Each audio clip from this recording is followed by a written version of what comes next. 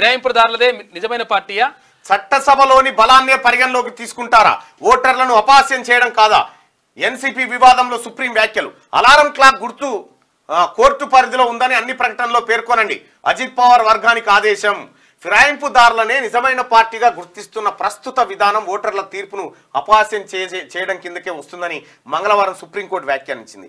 Party ఫిరాయింపులను నిషేధించడానికి ఉద్దేశించిన రాజ్యాంగంలోని 10వ షెడ్యూల్ను పక్కన పెట్టి ఎన్నికల కమిషన్ నిర్ణయాలు తీసుకుంటున్నారని ప్రశ్నించింది.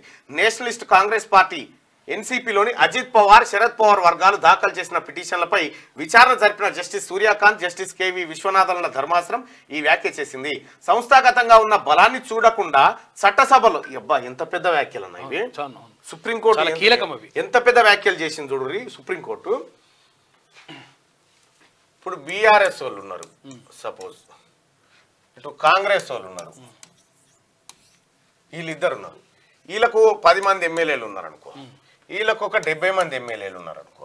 అయితే ఇందులో 6 ఎమ్మెల్యేలు కాంగ్రెస్ లో చేరితే మొత్తం బీఆర్ఎస్ఎల్పి ఇందులో విలీనం అయిపోయింది అనేది ప్రస్తుతం జరుగుతున్న తీరు. గతంలో కేసీఆర్ సిఎల్పిని ఎట్లయితే విలీనం చేసుకుందో సేమ్ అదే తరీకాలో. అయితే మరి వీళ్ళను గెలిపించి నమ్మించి గెలిపించి ఈ పార్టీ వద్దనుకున్నటువంటి ప్రజలను వాళ్ళ మనోభావాలను పరిగణలోకి తీసుకోరా? మోసం చేసినట్టే అవుతుంది కదా, ప్రజలను మోసం చేసినట్టే అవుతుంది కదా. ఎన్నికల సంఘం ప్రజల్ని తప్పుదోవ పట్టిస్తుంది కదా అనేటువంటి కీలకమైనటువంటి వ్యాఖ్యలను చేసింది.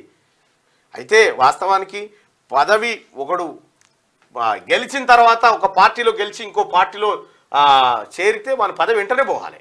అటువంటి చట్టం వచ్చినప్పుడు ఎవడు ఫిరాయించాడు. వాస్తవం అది. ప్రతిపక్షాలు కూడా ఈ పార్టీలు ఉంటాడు అనుకోని వానికి ఓటేస్తే వాడు ఇంకో పార్టీ తప్పు కదా.